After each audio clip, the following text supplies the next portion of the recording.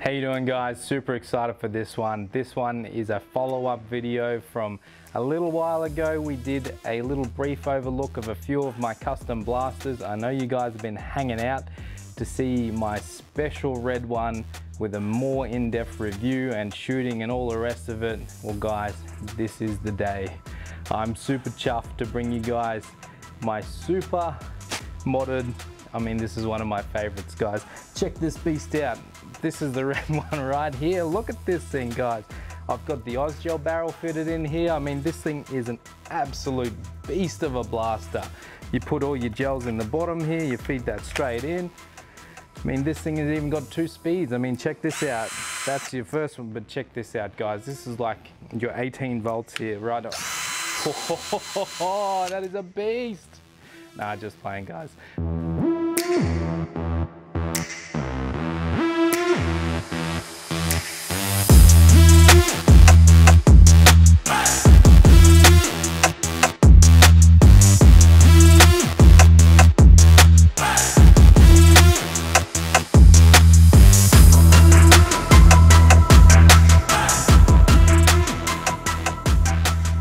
I know what you guys are here for. You guys are here to see the red ARP. You guys have been asking for it. Well, we're finally going to deliver the rest of the review. This is it, guys.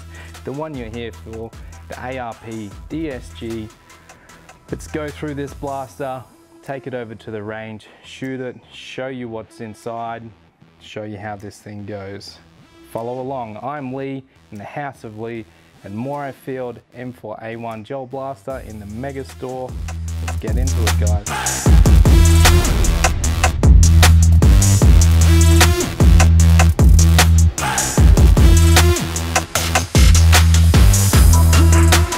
Alright guys, here we are.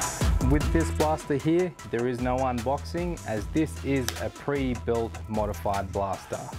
So first up, guys, we're going to basically jump into the overview of this blaster. So we are going to go from tip to butt and show you everything that is on this blaster, what it is made of, what brand it is, and we'll even explain what is internally inside this blaster as well. Let's get into it, guys. The ARP HLF, this version, it's a HLF frame. Everything else is basically replaced with newer items. But starting at the very front, first thing you guys are going to see is a hop-up sticking out the front.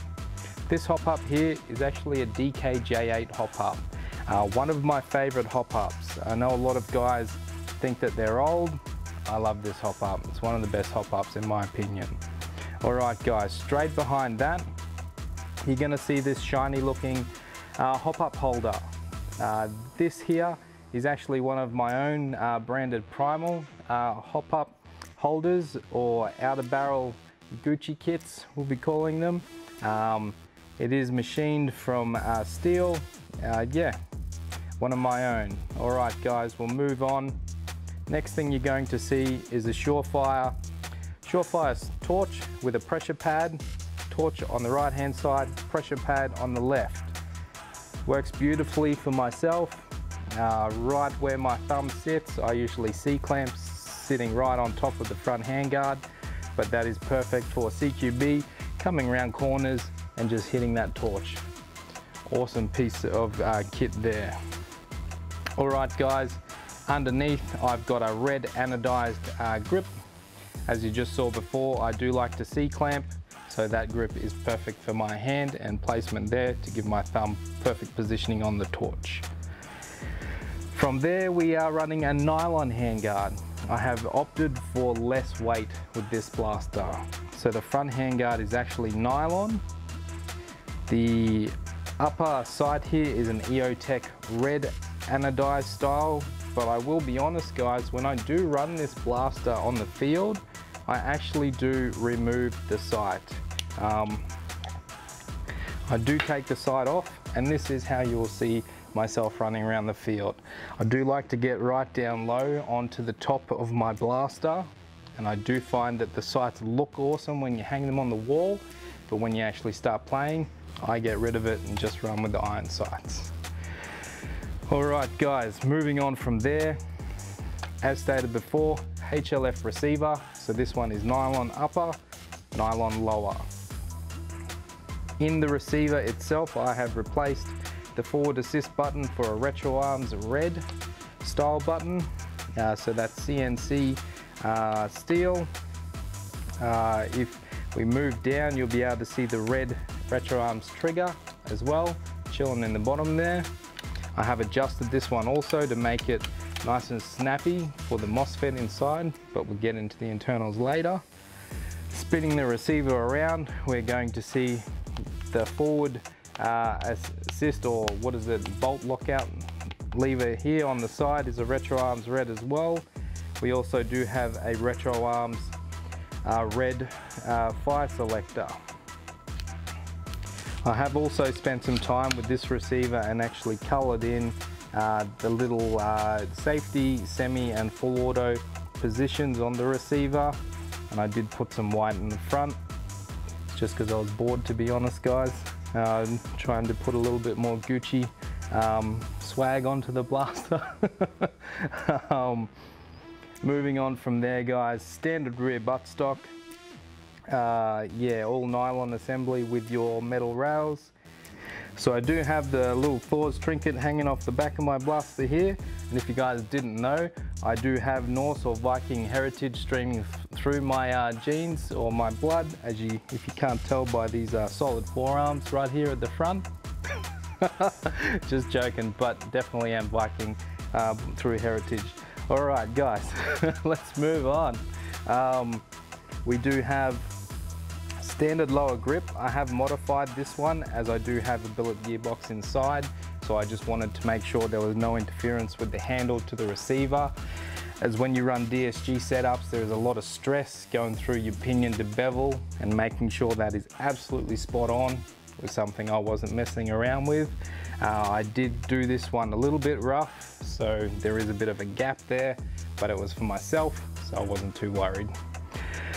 I have actually modified the base plate of the blaster. As you can see there guys, I have drilled it out and chamfered the edges just to make it look pretty cool. That also helps dissipate a lot of heat. Now this blaster setup at the moment is actually very different to when we did the last video. Previous video, this blaster was shooting around 55 RPS and it was also shooting around 345 FPS. Since then I did use this blaster for a while. That video that we previously did was a few months back. Actually have a link right up here for you to go and check out that previous video of where we first unveiled this blaster for you. But again, getting back to it, the blaster was shooting a lot higher RPS, FPS wise a little bit higher as well. I did change the setup of this blaster as I started going to Rapid Vantage, and they have a 300 FPS limit, so I had to drop this thing down. So in doing so, I actually swapped out the motor as well as the spring internally, and I did end up going with the 18K ASG motor. I do love that motor, it just does drop this RPS down considerably.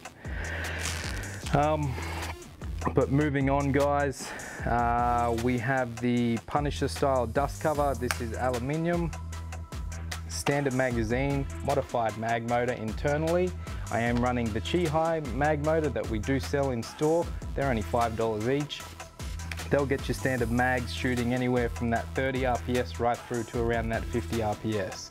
Anything above that, they definitely still struggle as well.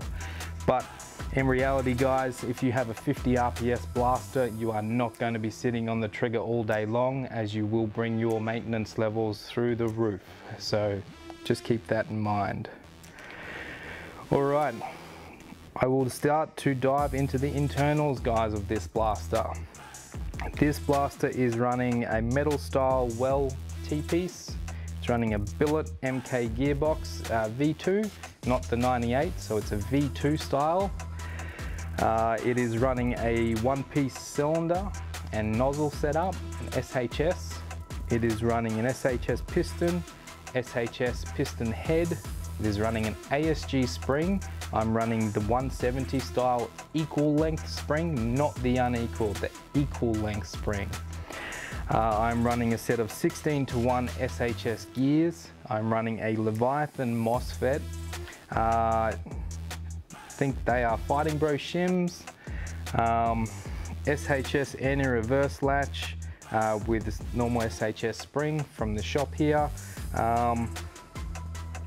The nozzle in this blaster is an SHS 6mm style nozzle with a rubber tip modified to suit from a well. Just CQB or MRT nozzle setup. You have to lay them down and fit them on. The barrel in this blaster is one of my own Primal Tech Armory barrels, so it is a Gold Series barrel, 7.1mm internal diameter with a 9.5mm external diameter. This blaster at the moment is shooting right on that 300 FPS for rapid vantage on full auto, and with an 11 volt battery it's shooting around your 30 RPS, and if you go to 14 volt you can jump it up to 40 RPS. So with the aforementioned internals, with your 18K Infinity motor, 16:1 gear set, DSG SHS dual sector gear with SHS piston and piston head. Yeah, it is a very fun blaster to use. It is also a lot more reliable in its current setup compared to when it was the 50 plus RPS. I found I could get 1 to 2 game days before I needed to tear it down and just go over everything.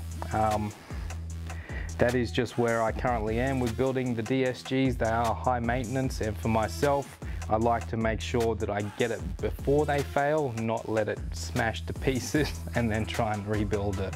So I'm a bit pedantic with them. Other than that though guys, we will shoot this blaster through the chrono so you can see it in action. Right guys, let's send this one through the chrono. I'll just prime your mag first and then we'll shoot it through the chrono. See how she shoots.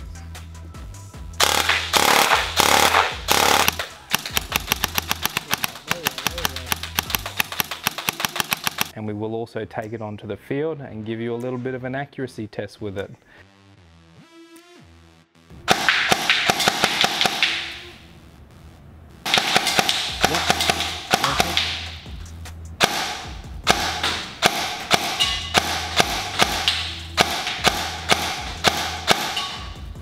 One thing guys I should bring up is the price of this blaster. As mentioned in the last video, there were a few people that kicked up about the pricing of something like this. I should bring up guys, this blaster here with everything on it, when you're looking at simple pricing of the blaster, pricing for your parts alone, this blaster here is going to be around that $1,500-ish mark with everything, all the parts. But then you have to take into the account the labor guys. Now the labor that goes into building something like this one here, I spend so much time on this. It's like well into the 30 plus hours. Now when you add that up at $50 an hour, it's a lot of money. So keep in mind guys that I have played around with this one here a lot. If you don't want to spend that kind of money, you definitely do not have to. You definitely can build something a lot less than this one and still have a whole lot of fun. You don't have to go crazy. I mean, with an ARP straight out of the box, a lot of guys just fit hop-ups to them and they have a lot of fun. If you then wanted to go something simple like a little bit of a spring upgrade, maybe swap your battery out to an 11 volt once you've passed your warranty period, mind you, have some fun with that. It's only going to be $100-ish or so. If you're then looking to go a little bit faster with your gear set, you can maybe change your gear set out from your 18:1 standard pot metal to your SHS. Somewhere like your 13:1s would be great on your 11 volt. And then if you really want to start getting into it, that's where you can spend more around your $400 or $500 in parts and still be quite cheap. So that would be your $400 to $500 in parts, as well as the price of the blaster, and that's going to be quite full on. So that would be a MOSFET, a full gear set. If you're doing the labor yourselves, you don't even have to worry about that. You can have a very nice blaster for around that $700. That's a whole lot less than around the $2,500 plus as we stated for this one. So just keep that in mind guys when you're looking to modify your own blaster. I know you guys have been wanting to see this for a little while now. So I hope you're as excited as I was when I got the call to make this video.